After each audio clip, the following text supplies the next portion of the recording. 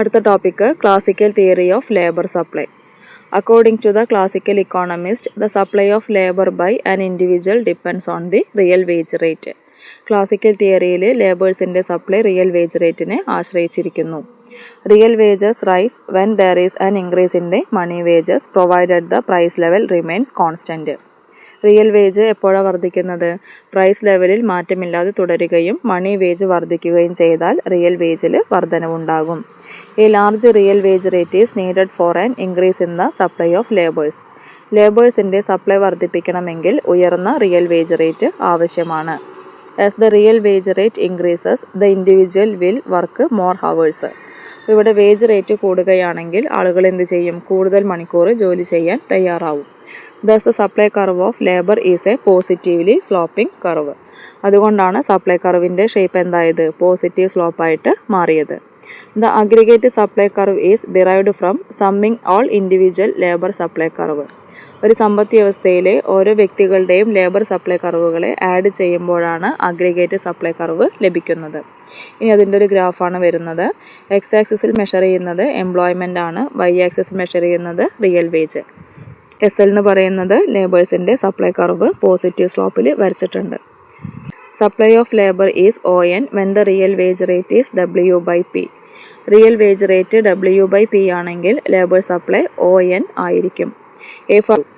ഇനി real wage W by P 1 ആയിട്ട് കൂടുകയാണെങ്കിൽ എംപ്ലോയ്മെൻറ്റ് ഒ എൻ 1 ആയിട്ട് വർദ്ധിക്കുന്നു. Individual workers are faced with a trade off between work and leisure. ഇപ്പോൾ individual വർക്കേഴ്സിനെ ഫേസ് ചെയ്യുന്ന ഏറ്റവും വലിയൊരു ട്രേഡ് ഓഫാണ് വർക്ക് ലിഷർ. അതായത് വർക്ക് കൂടുകയാണെങ്കിൽ ലിഷർ കുറയ്ക്കേണ്ടി വരും, വർക്ക് കുറയ്ക്കുകയാണെങ്കിൽ ലിഷർ കൂട്ടുകയും ചെയ്യാം. At a very high wage rate individual choose to work less. Wage rate വളരെ കൂടുതലാണെങ്കിൽ എന്താണ്? വർക്കേഴ്സ് കുറച്ച് സമയം മാത്രമാണ് ജോലി ചെയ്യുകയുള്ളൂ. This is because higher wage rate create a disincentive for longer hours of work. ഇതിൻ്റെ കാരണമായിട്ട് എന്താ പറയുന്നത്? വേജ് റേറ്റ് ആകുന്ന വർധനവ് കൂടുതൽ ജോലി ചെയ്യുന്നതിനെ നിരുത്സാഹപ്പെടുത്തുന്നു. The reason for this behavior is the fact that longer working hours imply less leisure hours. അതിൻ്റെ കാരണം എന്താണ്? കൂടുതൽ സമയം ജോലി ചെയ്യുകയാണെങ്കിൽ വിശ്രമ സമയങ്ങൾ വളരെ കുറവായിരിക്കും. As the wage rate increases, the individual's income rises, and this enables the workers to have more leisure time. Wage rate കൂടുകയാണെങ്കിൽ ഇൻഡിവിജ്വൽസിൻ്റെ അല്ലെങ്കിൽ വർക്കേഴ്സിൻ്റെ വരുമാനത്തിൽ വർധനവുണ്ടാകുന്നു. വരുമാനത്തിൽ വർധനവുണ്ടാകുമ്പോൾ എന്താണ്? അവർ കൂടുതൽ സമയം വർക്ക് ചെയ്യുന്നതിന് പകരം ലിഷർ ടൈം പ്രിഫർ ചെയ്യുന്നു. Thus at a high wage rate the individual would actually prefer to work fewer hours. ഇപ്പോൾ ഉയർന്ന വേതനത്തിൽ വളരെ കുറച്ച് സമയം മാത്രമാണ് ജോലി ചെയ്യാൻ താല്പര്യപ്പെടുകയുള്ളൂ. This is the reason for the backward bend in the supply curve at a very high wage rate. ഇതാണ് വളരെ ഉയർന്ന വേതന നിരക്കിൽ സപ്ലൈ കർവ് ബാക്കിലോട്ട് ബെൻഡ് ചെയ്യാനുള്ള കാരണം. അടുത്ത topic Keynesian theory of labour supply. In the Keynesian theory the supply of labour is a function of money wage. കെയ്ൻസിൻ്റെ തിയറിയിൽ ലേബർ സപ്ലൈ എന്ന് പറയുന്നത് മണി വേജിൻ്റെ ഫങ്ഷനാണ്. The supply of labor is assumed to be perfectly elastic with respect to current money wage. നിലവിലുള്ള മണി വേജിനനുസരിച്ച് ലേബേഴ്സിൻ്റെ supply curve എന്ന് പറയുന്നത് perfectly elastic ആണ്. അതായത് X ആക്സിസിന് സമാന്തരമായിട്ടാണ് ലേബർ സപ്ലൈ കർവ് വരയ്ക്കുന്നത്. This is due to the rigidity of money wages in the direction. ഇങ്ങനെ ഹൊറിസോണ്ടലായിട്ട് വരയ്ക്കാനുള്ള കാരണം എന്താണ്? മണി വേജ് റിജിഡാണ്. ഡൗൺവേർഡ് ഡയറക്ഷനിലേക്ക് മണി വേജ് റിജിഡായിരിക്കും. അതായത് മണി വേജ് കുറയ്ക്കാനായിട്ട് കഴിയില്ല. The most important reason for the rigidity of money wages are explicit labor contract, implicit labor contract and resistance to wage cut by laborers. ഇപ്പോൾ മണി wage rigid ആവാനുള്ള പ്രധാനപ്പെട്ട 3 കാരണങ്ങളാണ്. 1 explicit labour contract, 2 implicit labour contract, 3 resistance to wage cut by labourers.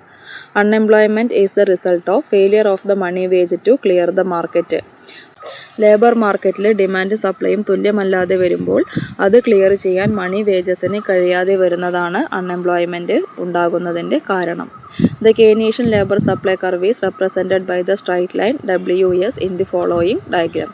അപ്പോൾ ഈ ഒരു ഗ്രാഫിൽ കെയ്ൻസിൻ്റെ labour supply curve ഏതാണ്? WS എന്ന് പറയുന്ന സ്ട്രൈറ്റ് ലൈനാണ്. അടുത്ത topic Keynesian aggregate supply schedule with a variable money wage. ഇനി മണി വേജിൽ മാറ്റമുണ്ടാകുന്ന സമയത്ത് കെയ്ൻസിൻ്റെ അഗ്രിഗേറ്റ് സപ്ലൈ കർവ് എങ്ങനെയാണ് എന്ന് നോക്കാം. The aggregate supply curve in Keynesian theory is an upward sloping curve when the money wage is allowed to vary with the level of employment or the price level. അതിൻ്റെ price level എന്നിവയ്ക്കനുസരിച്ച് money wage മാറുകയാണെങ്കിൽ Keynesian തിയറിയിൽ aggregate supply curve upward സ്ലോപ്പിങ്ങിൽ ആയിരിക്കും. An increase in the price level leads to an increase in the demand for labour. Price level വർദ്ധിക്കുകയാണെങ്കിൽ ലേബേഴ്സിൻ്റെ demand വർദ്ധിക്കുന്നു. Firm must offer higher money wages to attract more workers. അതായത് കൂടുതൽ ജോലിക്കാരെ attract ചെയ്യുന്നതിന് വേണ്ടി ഫേം അല്ലെങ്കിൽ സ്ഥാപനങ്ങൾ എന്താ ചെയ്യുക, ഉയർന്ന മണി വേജ് ഓഫർ ചെയ്യും. Higher money wages increase production cost. Money wage കൂടുന്നതിനനുസരിച്ച് ഉൽപ്പാദന ചെലവുകൾ കൂടും. To maintain profit margin firm increase prices.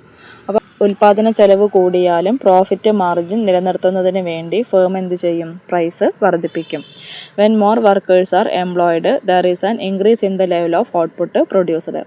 കൂടുതൽ വർക്കേഴ്സ് ജോലി ചെയ്യുകയാണെങ്കിൽ ഉൽപ്പാദിപ്പിക്കപ്പെടുന്ന ഉൽപ്പന്നത്തിൻ്റെ അളവ് വർദ്ധിക്കും.